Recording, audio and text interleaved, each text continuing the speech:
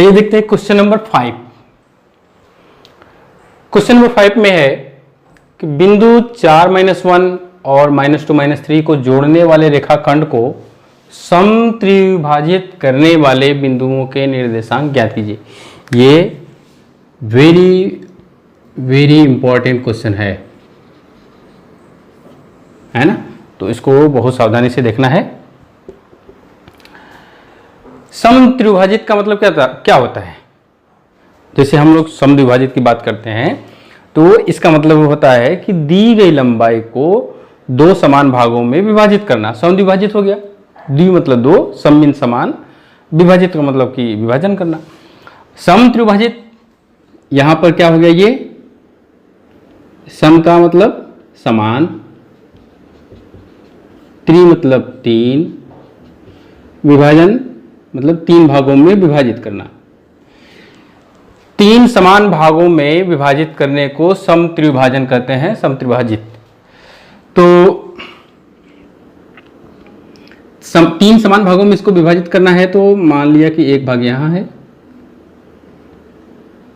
एक भाग यहां, एक भाग यहां, ये मान लेते हैं ए बी हो गया, पी क्यू।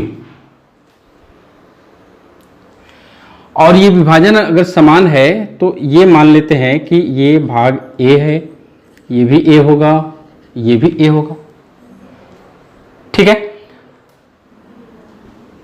इसको ए मानने का हमारा तात्पर्य ये है कि इससे हम P रेखा AB को किस अनुपात में विभाजित कर रहा है उसका पता चल जाएगा। बिंदु Q रेखा AB को किस अनुपात में विभाजित कर रहा है ये पता चल जाएगा। तो P जो होगा वो A और 2A के अनुपात में विभाजित करेगा P, और Q क्या करेगा, 2A और A के अनुपात में विभाजित करेगा।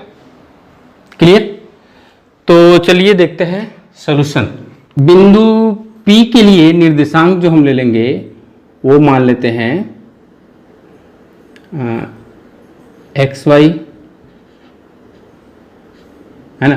Q के लिए हम लोग मान लेते हैं X dash Y dash. X1 Y1 इसलिए नहीं मान रहा हूं कि यहां पर हमको X1 Y1 लेना है, को मिलाने वाली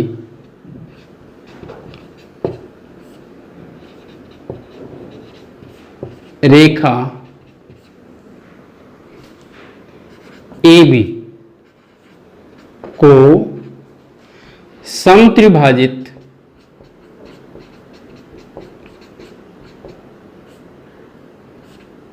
करने वाले बिंदु, समत्रिभाजित करने वाले बिंदु P और Q हैं। इन्हीं दोनों बिंदुओं की वजह से रेखा AB तीन समान भागों में विभाजित हुआ वाले बिंदु P के लिए, P के लिए क्या हो जाएगा, देखिए ये निर्देशांक X1 Y1, X1 बराबर 4, Y1 बराबर -1, X2 बराबर -2 एंड Y2 बराबर -3। M बराबर A, N बराबर 2A। ठीक है, तो P का निर्देशांक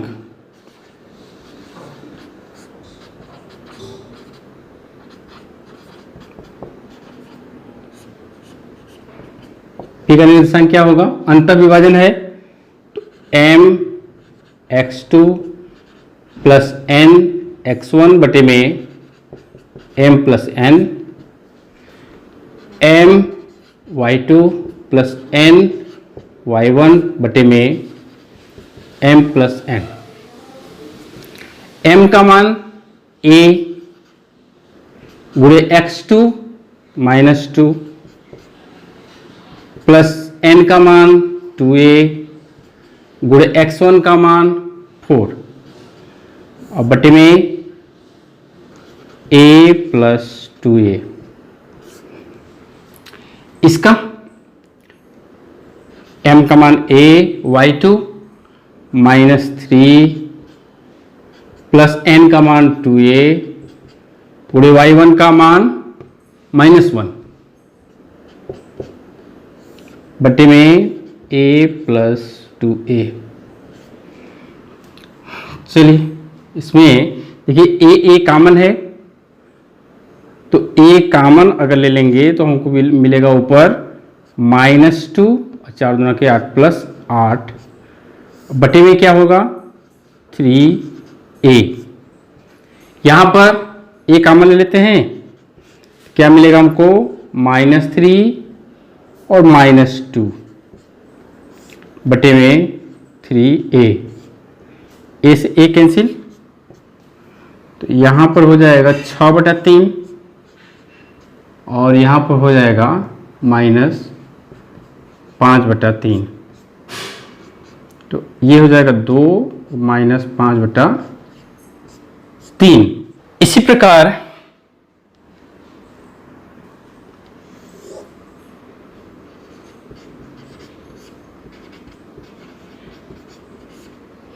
प्रकार Q के लिए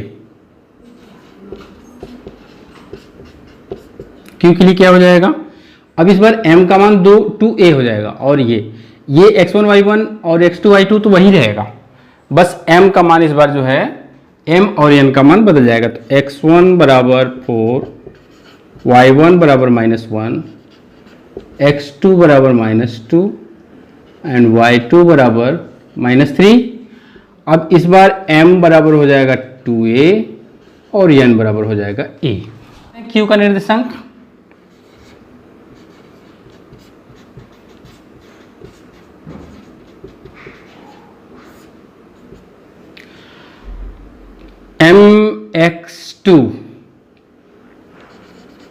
mx2 plus nx1 m plus n my2 plus ny1 बटे में m प्लस n। m का मान 2a गुणे x2 क्या है यहाँ पर -2 प्लस n का मान इस बार a हो गया, x1 4 बटे में 2a plus a m 2a y2 -3 plus n a गुणे y1 -1, ठीक है। अब बटे में 2a प्लस a ये हो गया, तो a कॉमन ले लेंगे तो हमको मिल जाएगा -4 प्लस 4 बटे में 3a। ये यहाँ पर a कॉमन ले लेंगे तो -6 -1 बटे में 3a।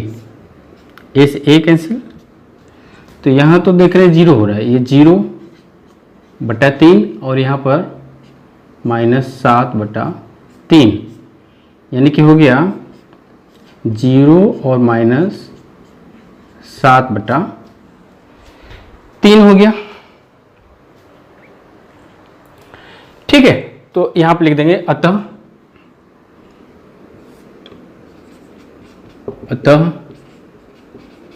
समत्रिभाजित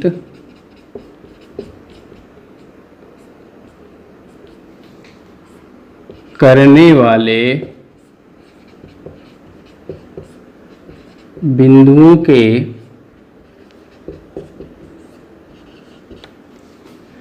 निर्देशांक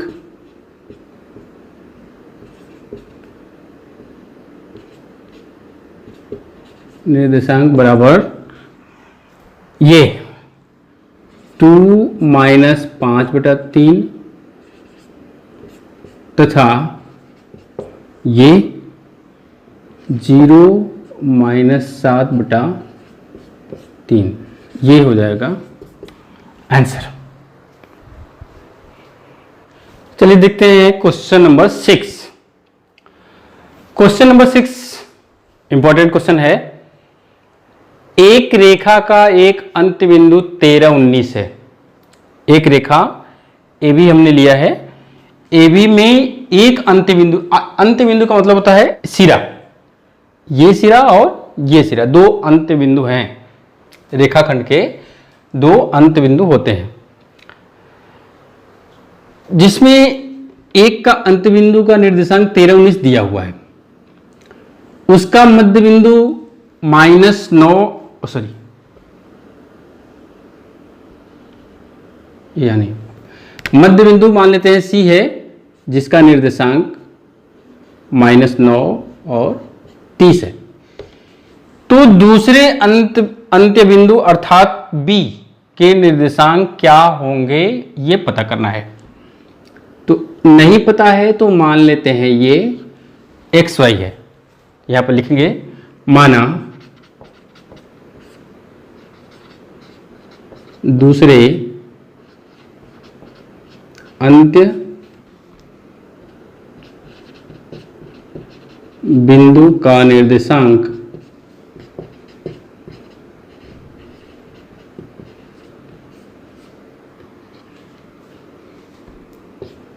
XY है। तो देखिए मध्य बिंदु का निर्देशांक हमको जब निकालना होता है तो क्या करते हैं, x1 y1 x2 y2 अगर दिया होता है तो हम क्या करते हैं x1 प्लस x2 बटा में 2, x का निकल गया, y1 प्लस y2 बटा में 2 y का। यानी कि अगर कहीं हम इसको प्लस करके बटे में 2 करें तो इसके बराबर आएगा, और इसको यानी y और ये 19 और y को प्लस करके बटे में 2 करें तो वह मान 30 के बराबर हो जाएगा। ठीक है, तो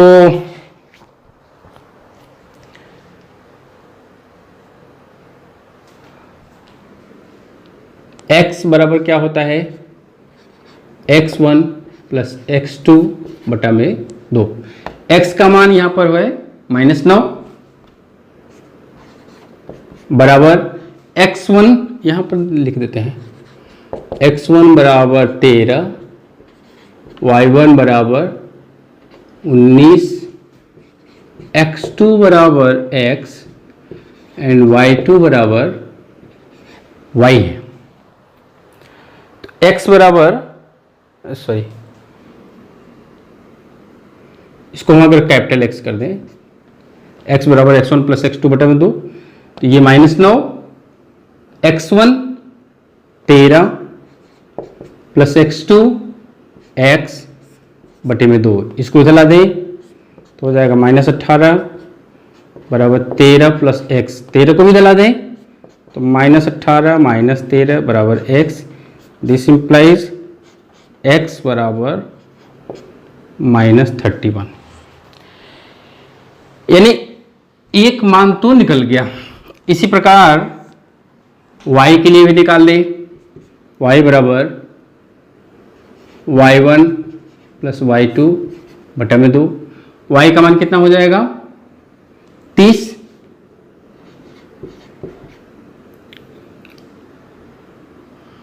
y1 13 सॉरी y1 19 है,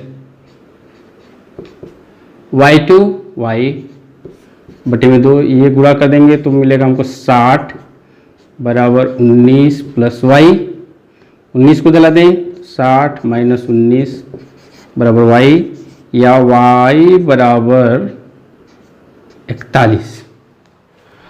अतः दूसरे अंत बिंदु का निर्देशांक,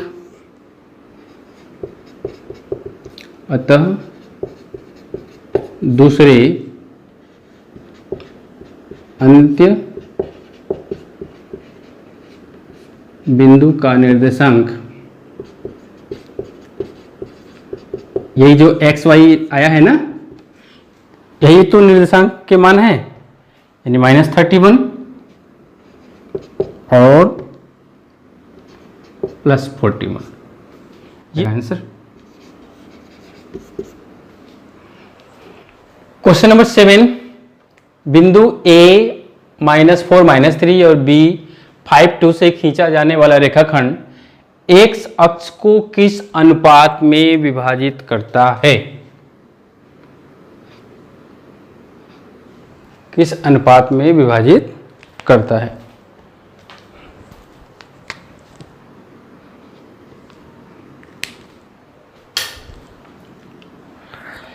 देखिए बिंदु A -4 -3 हमने यहां पर ऐसे कर दिया है, 1 2 3 4 पूरा नहीं लिखा है, सिर्फ 5 लिखा है, जो जो जरूरत है उसी को लिखा है।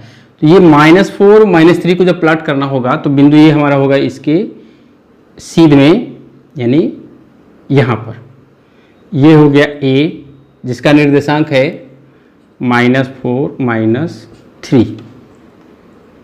A यहां पर न लेकर के हम यहां पर ले लें, ये हो गया। B 5 2 यानी x का मान 5 और y का मान 2, यानी ये यहां पर होगा,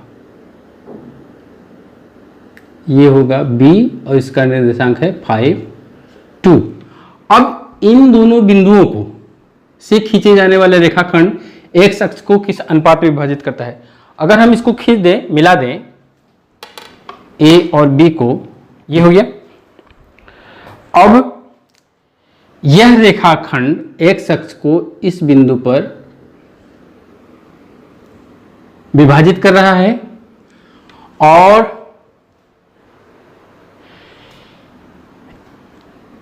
यह किस अनुपात में इसको विभाजित कर रहा है इसका पता करने के लिए, अच्छा इसका निर्देशांक क्या होगा नहीं पता है, ये कितना है, इसको मान लेते हैं x और y का मान यहां पर क्या होगा 0 होगा। तो अनुपात नहीं पता है, तो अनुपात नहीं पता है तो इसको हम मान लेते हैं m और इसको मान लेते हैं n। m अनुपात n हमको ज्ञात करना है, तो अंतः विभाजन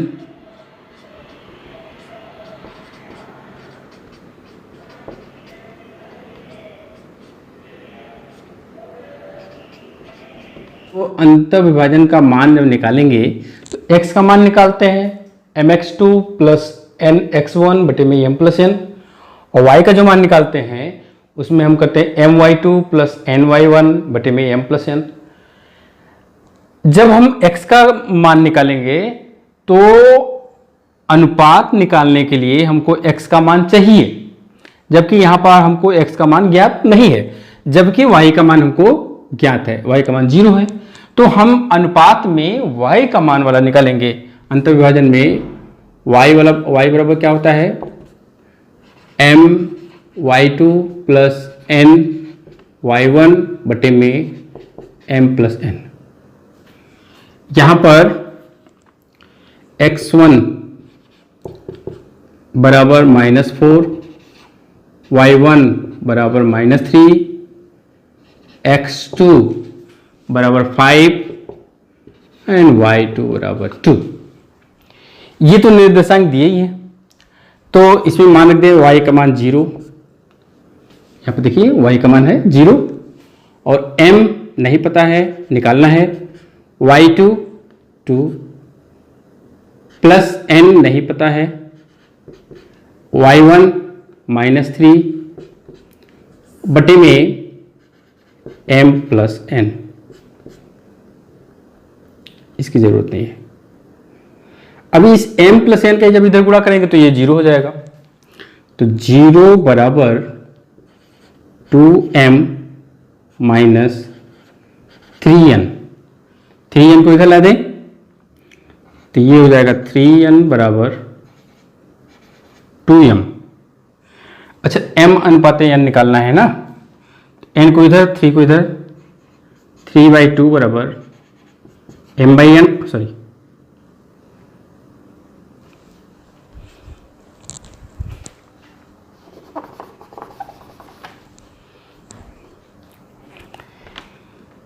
2 को इधर n को उधर, 3/2 बराबर m बटे n, या m अनुपाते n करेंगे है ना, तो 3 अनुपाते 2 हो जाएगा। यानी कि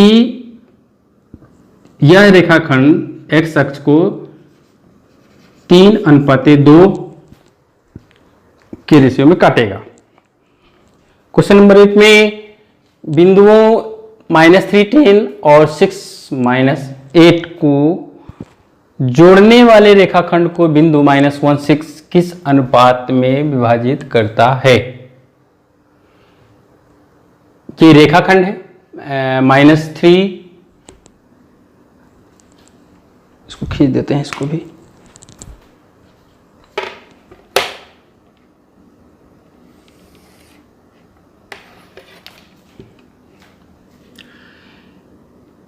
ये मान लेते हैं A, ये B, ये -3 और 10, इसका निर्देशांक 6 -8, और इस पर एक बिंदु C है जिसका निर्देशांक है -1 और 6। तो ये कह रहा है कि यह C इसको किस अनुपात में विभाजित करता है? तो मान लेते हैं M और N के अनुपात में विभाजित कर रहा है। अभी ये देखिए, हम लोग को कंफर्म नहीं है कि M बड़ा होगा कि N बड़ा होगा। हमने मान लिया है, हो सकता है कि N का मान छोटा आ जाए, M का मान बड़ा आ जाए, ऐसा हो सकता है। तो हल करेंगे उसी तरह से, विभाजन वाले फॉर्मूले से।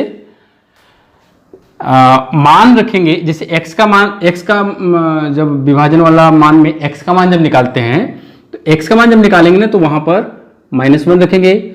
y वाला जब मान निकालेंगे तो वहां पर 6 रखेंगे।